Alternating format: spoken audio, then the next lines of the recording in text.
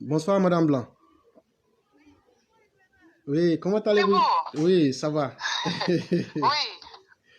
Donc, ce soir, je vais essayer de décrypter Mhm, un message. mhm. Ici, nous nous référons à la dernière sortie de la bouche de l'équipe des bienheureux qui se trouve autour du Prado, à savoir leur porte-parole. L'on avait appris que Mme Ivoire, notre belle patrie, était enceinte d'une nouvelle équipe gouvernementale. Eh bien, si l'on s'en tient aux déclarations de la bouche des bienheureux, la montagne risque d'accoucher d'une souris. Adieu audit. Après un conciliabule donc réunissant les vrais fils et filles du pays, nous devons nous autres Ivoiriens, mais pas trop, aller voir ailleurs s'ils y sont. Pour ceux qui ont bien écouté les propos de la bouche, ceux de leurs ayant subi un audit n'ont pas de soucis à se faire. Non, ils seront jugés par le clan des bienheureux en vase clos. Ne dit-on pas que le linge sale se lave en famille? Nous aussi, nous les petites gens, derrière l'Ombari comme nous, qui sommes-nous pour réclamer une Côte d'Ivoire juste? Avons-nous seulement des grands-pères ou oncles dont les noms sont inscrits dans le livre d'or du pays? La bouche nous intime l'ordre de la boucler. Aucun ministre ne sera livré à la vindicte populaire, quels que soient les soupçons qui entachent sa gestion. Que l'histoire de la Côte d'Ivoire ne changera pas. Messieurs éclaireurs pour vérité et Saïd Penda peuvent aller se rhabiller. Il dit que nos impôts servent à les enrichir, mais que cela ne nous donne pas le droit d'aller fourrer nos museaux dans leurs affaires qui ne nous concernent pas. Il dit que par le lien du sang, ils ont été choisis par le bon Dieu lui-même pour être là où ils sont aujourd'hui. Qu'ils ont vraiment honte du fait que nous autres osions nous plaindre pour des affaires de milliards. Que valent 10 milliards pour acquérir un hôtel particulier à Neuilly-sur-Seine? Il dit qu'à partir de maintenant, qu'il nous est interdit de nous offusquer de quoi que ce soit venant d'eux.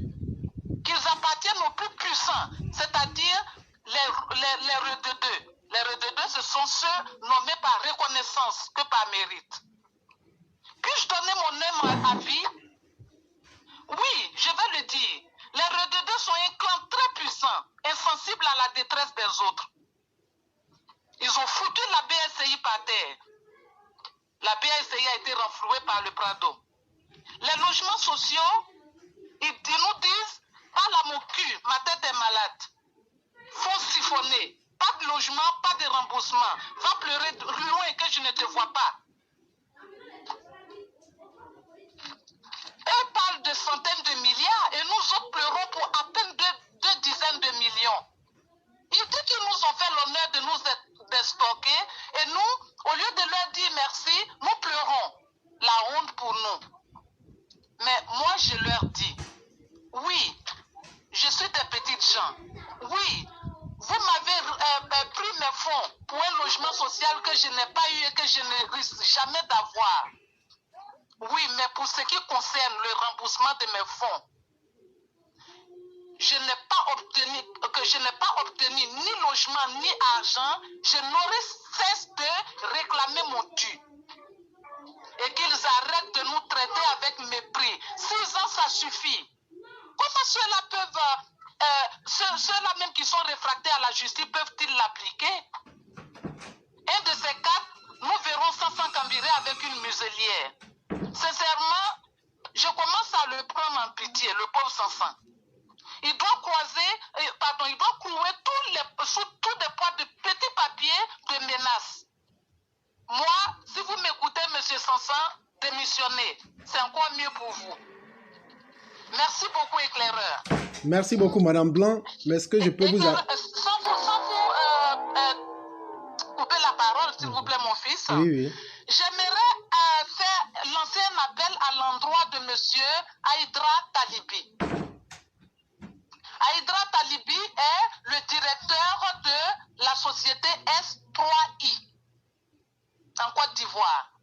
Aïdra Talibi ne comprend pas pourquoi moi, Massiata Fadiga, je peux prendre mon téléphone pour avec l'avancement de mon dossier de remboursement. Aïdara Talibi me traite avec un affront pas possible, avec un mépris pas possible. Aïdara Talibi, je vous demande de venir d'ici jeudi pour nous expliquer, c'est tout ce que nous vous demandons, pour nous expliquer, M. Aïdara Talibi, pour nous dire qu'est-ce qu'il faut faire, où allons-nous, est-ce que nous devons renoncer à nos sous? C'est tout ce que nous vous demandons, M. Aïdara Talibi. Sinon, je n'aurai de cesse, à partir d'hier, de vous rappeler que j'ai besoin de mes fonds. Je n'ai pas eu de logement. La moindre des choses, c'est de me restituer mes fonds. Merci beaucoup, mon fils.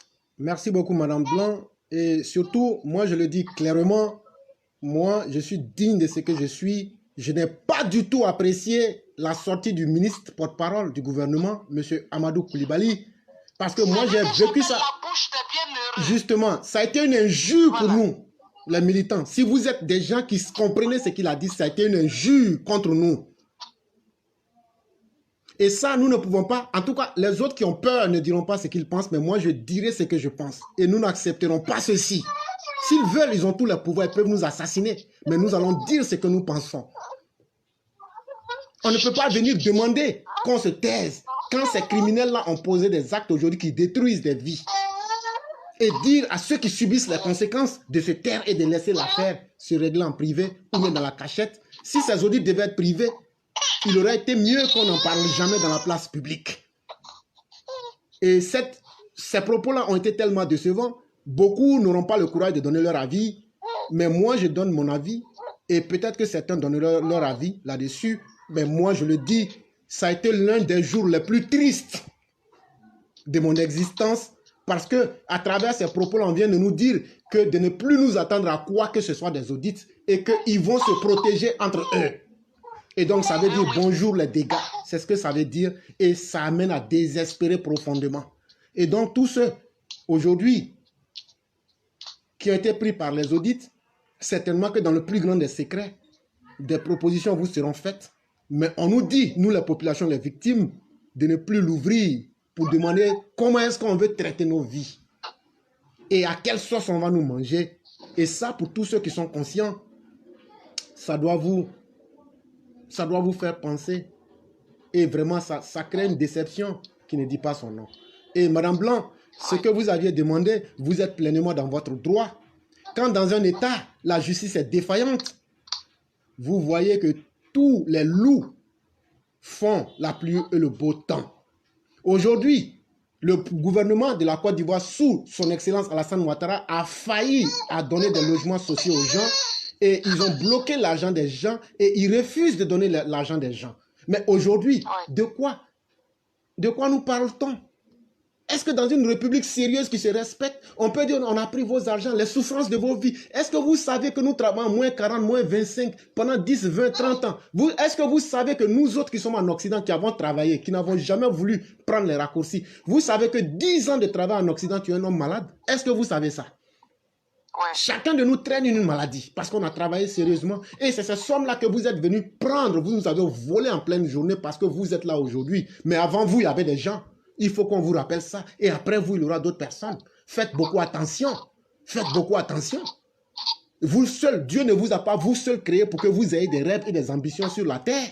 Au point même de brimer les autres, prendre leurs biens et de leur dicter votre volonté. À un moment, ça suffit. Donnez l'argent des gens. Donnez l'argent des gens. Vous avez été incapable de leur donner une maison. Redonnez-leur leur argent. C'est tout ce qu'on demande. Et je ne trouve pas que c'est trop demandé quand même. Pendant ce temps, on fait tuer nos soldats sur le front. Et les services de renseignement font tout ce qu'il faut. Mais quand les dossiers et les criminels sont aux mains de la justice, qu'il faut faire le travail, zéro. On vient nous parler de réconciliation chaque 6 mois. Et on s'étonne qu'il y ait des coups d'État chaque semaine. Mais à un certain moment, il faut avoir de la visibilité. Si les gens de ce régime auprès du président se plaisent dans cette situation, mais qu'ils nous disent aussi de la fermer pour qu'on passe à autre chose dans nos vies. C'est aussi important. Parce qu'il n'y a pas de corde qui nous tienne à ce qu'on fasse cela. Mais nous, on le fait pour défendre nos intérêts aussi. Et s'il vous plaît, S'il vous plaît, aujourd'hui, vous avez la puissance et vous êtes des dieux sur la terre. Mais demain, rien ne vous dit que vous serez dans ces conditions-là. Et la pire même des hontes, ce sont à vos propres partisans que vous faites ça. C'est les gens, c'est les cadres du RHDP qui font ça à leurs militants. Vous prenez nos argents et vous vous foutez de nous parce que vous êtes les plus forts aujourd'hui. Continuez à faire ce que vous êtes en train de faire. Monsieur Haïdara Talibi est le jeune frère de monsieur Haïdara qui était ambassadeur aux États-Unis. Ok. Rien que ça. Merci beaucoup, mon fils. Il n'y a pas de problème. Merci. On continue de subir, on continue de nous voler nos nuits. On ne dort pas, quand j'y pense, je me lève, je m'assois. Ça fait beaucoup mal. Mais Mayafa. Vraiment, merci beaucoup. Mayafa. Et vous passez une excellente soirée. Merci beaucoup.